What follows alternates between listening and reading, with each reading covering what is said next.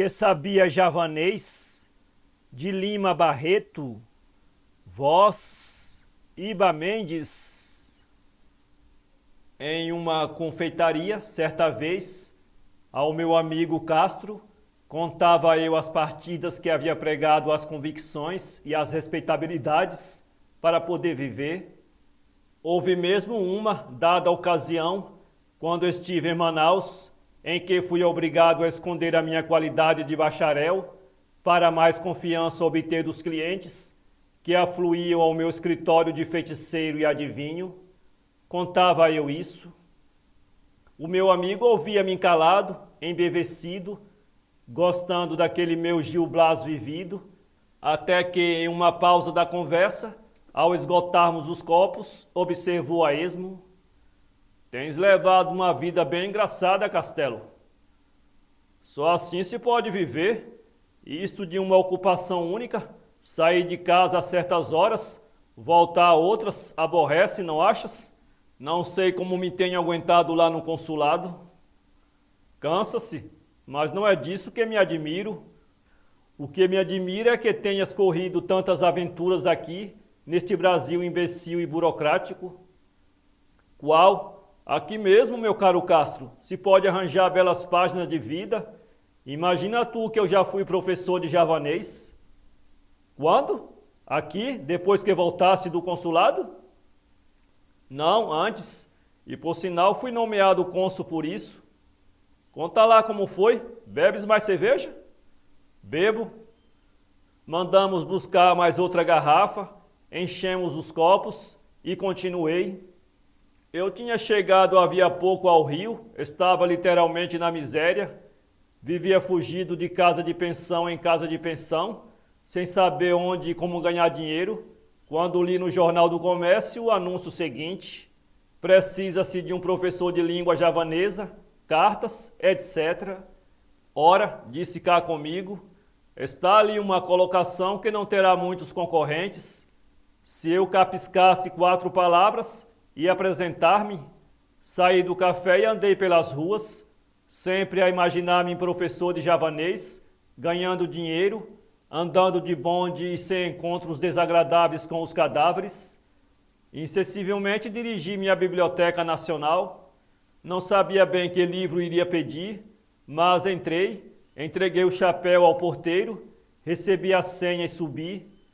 Na escada acudi-me a pedir a grande enciclopédia, letra J, a fim de consultar o artigo relativo a Java e à língua javanesa. Dito e feito, fiquei sabendo ao fim de alguns minutos que Java era uma grande ilha do arquipélago de Sonda, colônia holandesa, e o javanês, língua aglutinante do grupo malaio-polinésico, possuía uma literatura digna de nota e escrita em caracteres derivados do velho alfabeto hindu. A enciclopédia dava-me indicação de trabalho sobre a tal língua malaia e não tive dúvidas em consultar um deles. Copiei o alfabeto, a sua pronunciação figurada e saí. Andei pelas ruas, perambulando e mastigando letras. Na minha cabeça dançavam hieróglifos. De quando em quando consultava as minhas notas, entrava nos jardins e escrevia estes calungas na areia para guardá-los bem na memória e habituar a mão a escrevê-los. À noite, quando pude entrar em casa sem ser visto, para evitar indiscretas perguntas do encarregado, ainda continuei no quarto a engolir o meu ABC malaio e com tanto afinco levei o propósito que, de manhã, o sabia perfeitamente.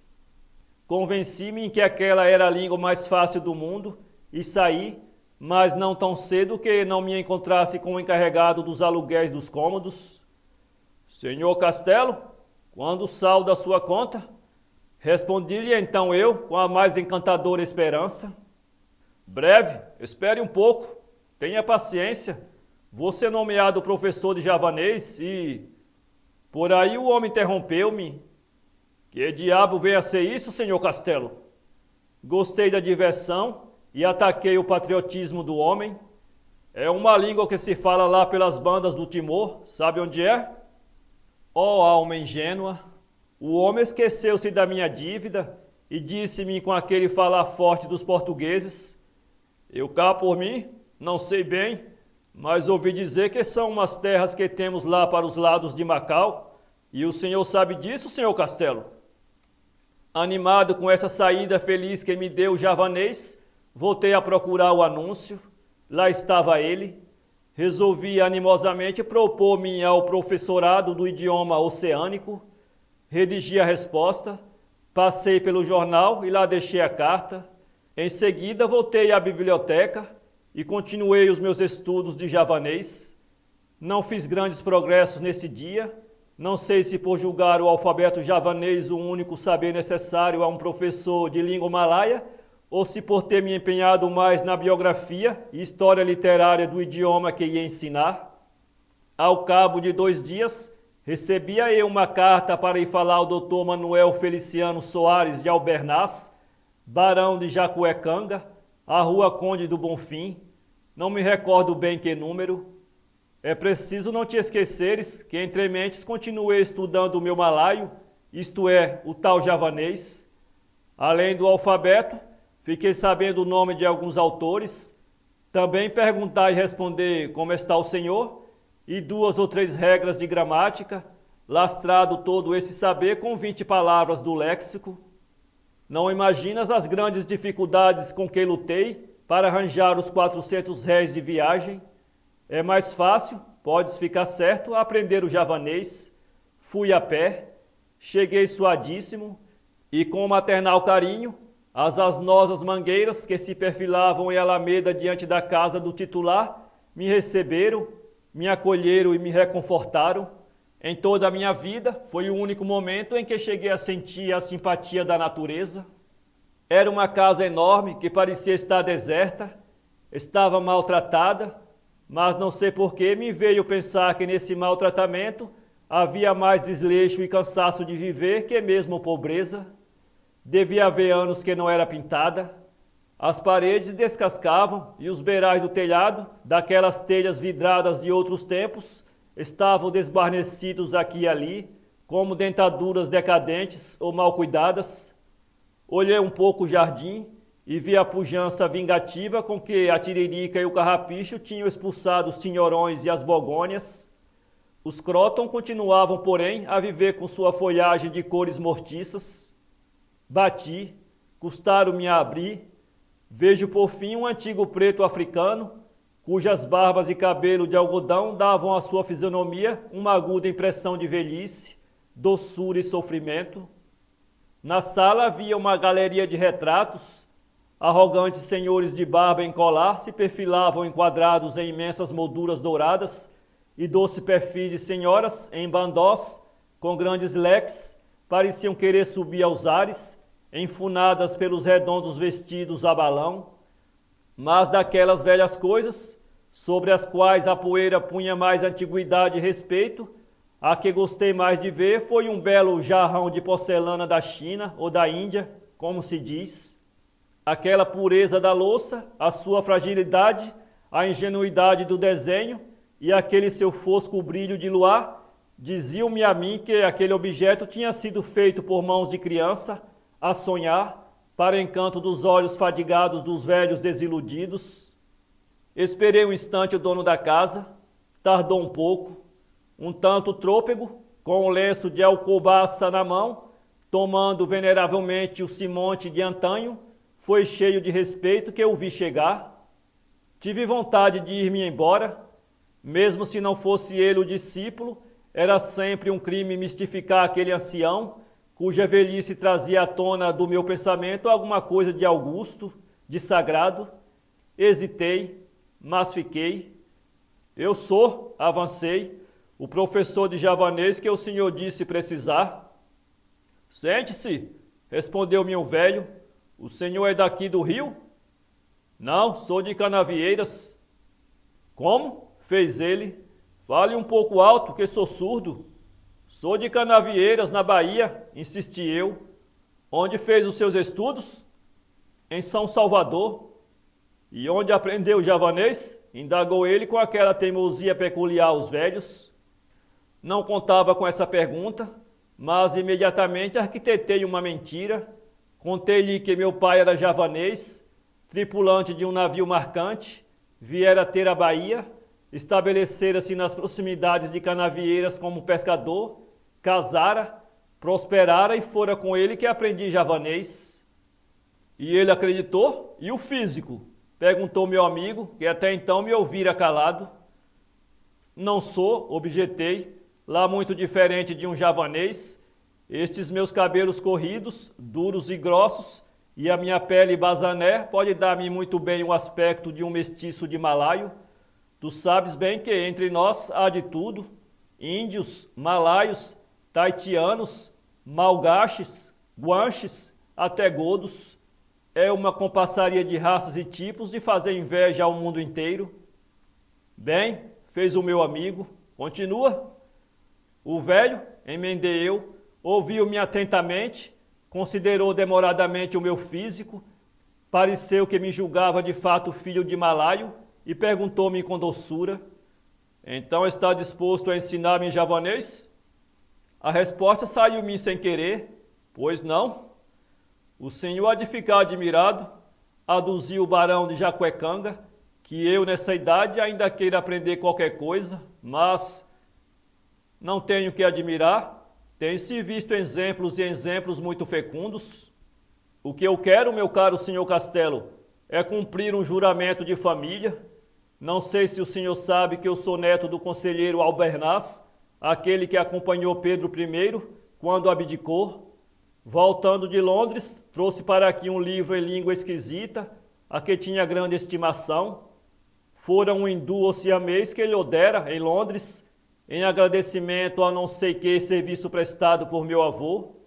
Ao morrer meu avô, chamou meu pai e lhe disse: filho, tenho este livro aqui, escrito em javanês. Disse-me quem mo deu, que ele evita desgraças e traz felicidades para quem o tem. Eu não sei nada ao certo. Em todo caso, guarda-o. Mas se queres que o fado que me deitou o sábio oriental se cumpra, faze com que teu filho o entenda, para que sempre a nossa raça seja feliz. Meu pai, continuou o velho barão, não acreditou muito na história, contudo guardou o livro. Às portas da morte ele mo deu e disse-me o que prometer ao pai. Em começo pouco caso fiz da história do livro, deitei-o a um canto e fabriquei minha vida. Cheguei até a esquecer-me dele, mas de uns tempos a esta parte tenho passado por tanto desgosto, tantas desgraças têm caído sobre a minha velhice, que me lembrei do talismã da família. Tenho que o ler, que o compreender, se não quero que os meus últimos dias anuncie o desastre da minha posteridade. E para entendê-lo, é claro, que preciso entender o javanês. Calou-se e notei que os olhos do velho se tinham orvalhado. Enxugou discretamente os olhos e perguntou-me se queria ver o tal livro. Respondi-lhe que sim. Chamou o criado, deu-lhe as instruções e explicou-me que perdera todos os filhos, sobrinhos, só lhe restando uma filha casada, cuja prole, porém, estava reduzida a um filho, débil de corpo e de saúde frágil e oscilante. Veio o livro, era um velho calhamaço, um enquarto antigo, encadernado em couro, impresso em grandes letras, em um papel amarelado e grosso. Faltava a folha do rosto, e por isso não se podia ler a data da impressão. Tinha ainda umas páginas de prefácio, escrita em inglês, onde li que se tratava das histórias do príncipe Calunga, escritor javanês de muito mérito. Logo informei disso o velho barão, que, não percebendo que eu tinha chegado aí pelo inglês, ficou tendo em alta consideração o meu saber malaio. Estive ainda folheando o cardapácio, a laia de quem sabe magistralmente aquela espécie de Vasconso, até que afinal contratamos as condições de preço e de hora, comprometendo-me a fazer com que ele lesse o tal alfarrábio antes de um ano. Dentro em pouco dava a minha primeira lição, mas o velho não foi tão diligente quanto eu. Não consegui aprender a distinguir e a escrever nem sequer 4 letras. Enfim, com metade do alfabeto levamos um mês, e o senhor barão de Jacuecanga não ficou lá muito senhor da matéria, aprendia e desaprendia. A filha e o genro, penso que até aí nada sabiam da história do livro, vieram a ter notícia do estudo do velho, não se incomodaram, acharam graça e julgaram a coisa boa para distraí-lo. Mas com o que tu vais ficar assombrado, meu caro Castro, é com a admiração que o genro ficou tendo pelo professor de javanês. Que coisa única! Ele não se cansava de repetir. É um assombro, tão moço, se eu soubesse isso. Ah, onde estava? O marido de Dona Maria da Glória, assim se chamava a filha do barão, era desembargador, homem relacionado e poderoso, mas não se pejava em mostrar diante de todo mundo a sua admiração pelo meu javanês. Por outro lado, o barão estava contentíssimo. Ao fim de 2 meses, desistira da aprendizagem e pedira-me que lhe traduzisse um dia sim, outro não, um trecho do livro Encantado. Bastava entendê-lo, disse-me ele, nada se opunha que outrem o traduzisse e ele ouvisse. Assim evitava a fadiga do estudo e cumpria o encargo. Sabes bem que até hoje nada sei de javanês, mas compus umas histórias bem tolas e impingi-as ao velhote como sendo do crônico. Como ele ouvia aquelas bobagens, ficava estático, como se estivesse a ouvir palavras de um anjo, e eu crescia os olhos. Fez-me morar em sua casa, enchia-me de presentes, aumentava-me o ordenado, passava enfim uma vida regalada. Contribuiu muito para isso o fato de vir ele a receber uma herança de seu parente esquecido, que vivia em Portugal. O bom velho atribuiu a coisa ao meu javanês, e eu estive quase a crê-lo também. Fui perdendo os remorsos, mas em todo caso, sempre tive medo que me aparecesse pela frente alguém que soubesse o tal patuá malaio. E esse meu temor foi grande, quando o doce barão me mandou com uma carta ao Visconde de Caruru para que me fizesse entrar na diplomacia. Fiz-lhe todas as objeções, a minha fealdade, a minha falta de elegância, o meu aspecto tagalo. Qual? Retrucava ele. Vá, menino, você sabe javanês. Fui. Mandou-me o Visconde para a Secretaria dos Estrangeiros com diversas recomendações. Foi um sucesso. O diretor chamou os chefes de seção. Vejam só, um homem que sabe javanês, que portento. Os chefes de seção levaram-me aos oficiais e amanuenses, e houve um desses que me olhou mais com ódio do que com inveja ou admiração, e todos diziam: então sabe javanês? É difícil? Não há quem o saiba aqui. O tal amanuense, que me olhou com ódio, acudiu então: é verdade, mas eu sei Kanak. O senhor sabe? Disse-lhe que não e fui à presença do ministro. A alta autoridade levantou-se, pôs as mãos às cadeiras, consertou o piscinês no nariz e perguntou: então, sabe javanês? Respondi-lhe que sim, e à sua pergunta onde o tinha aprendido, contei-lhe a história do tal pai javanês. Bem, disse-me o ministro, o senhor não deve ir para a diplomacia, o seu físico não se presta. O bom seria um consulado na Ásia ou Oceania. Por ora não há vaga, mas vou fazer uma reforma e o senhor entrará. De hoje em diante, porém, fica adido ao meu ministério e quero que para o ano parta para Bali, onde vai representar o Brasil no Congresso de Linguística. Estude, leia o Rovelac, o Max Miller e outros. Imagina tu que eu até aí nada sabia de javanês, mas estava empregado e iria representar o Brasil em um congresso de sábios. O velho barão veio a morrer, passou o livro ao genro para que o fizesse chegar ao neto quando tivesse a idade conveniente e fez-me uma deixa no testamento. Pus-me com afã no estudo das línguas malaio-polinésicas, mas não havia meio. Bem jantado, bem vestido, bem dormido, não tinha energia necessária para fazer entrar na cachola aquelas coisas esquisitas.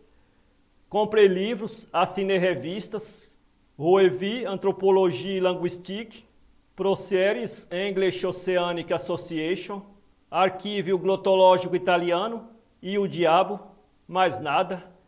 E a minha fama crescia. Na rua, os informados apontavam-me, dizendo aos outros: lá vai o sujeito que sabe javanês. Nas livrarias, os gramáticos consultavam-me sobre a colocação dos pronomes no tal jargão das ilhas de Sonda. Recebia cartas dos eruditos do interior, os jornais citavam o meu saber e recusei aceitar uma turma de alunos sequiosos de entender o tal javanês.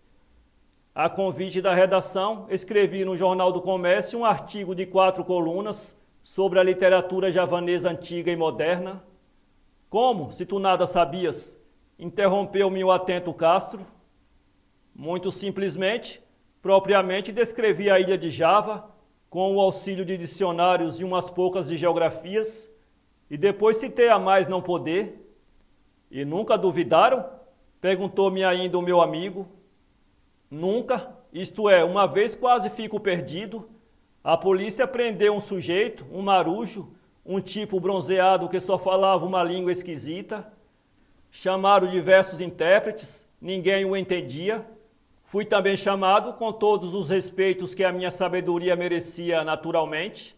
Demorei-me em ir, mas fui afinal. O homem já estava solto, graças à intervenção do cônsul holandês, a quem ele se fez compreender com meia dúzia de palavras holandesas, e o tal marujo era javanês, uf. Chegou enfim a época do congresso, e lá fui para a Europa, que delícia! Assisti à inauguração e às sessões preparatórias, inscreveram-me na sessão do Tupi-Guarani, e eu abalei para Paris. Antes, porém, fiz publicar no Mensageiro de Burnley o meu retrato, notas biográficas e bibliográficas. Quando voltei, o presidente pediu-me desculpas por me ter dado aquela sessão. Não conhecia os meus trabalhos e julgara que, por ser o americano brasileiro, me estava naturalmente indicada a sessão do Tupi-Guarani. Aceitei as explicações e até hoje ainda não pude escrever as minhas obras sobre o javanês para lhe mandar conforme prometi. Acabado o congresso, fiz publicar extratos do artigo do Mensageiro de Burnley, em Berlim, em Turim e Paris, onde os leitores de minhas obras me ofereceram um banquete, presidido pelo senador Gouraud. Custou-me toda essa brincadeira, inclusive o banquete que me foi oferecido, cerca de 10.000 francos, quase toda a herança do crédulo e bom barão de Jacuecanga. Não perdi meu tempo nem meu dinheiro, passei a ser uma glória nacional e ao saltar no cais Farru, recebi uma ovação de todas as classes sociais e o presidente da República, dias depois, convidava-me para almoçar em sua companhia. Dentro de 6 meses fui despachado cônsul em Havana, onde estive 6 anos e para onde voltarei, a fim de aperfeiçoar os meus estudos das línguas da Malaia, Malanésia e Polinésia. É fantástico, observou Castro agarrando o copo de cerveja. Olha, se não fosse estar contente, sabes que ia ser? Que? Bacteriologista eminente. Vamos? Vamos! Para ler este conto, acesse www.poeteiro.com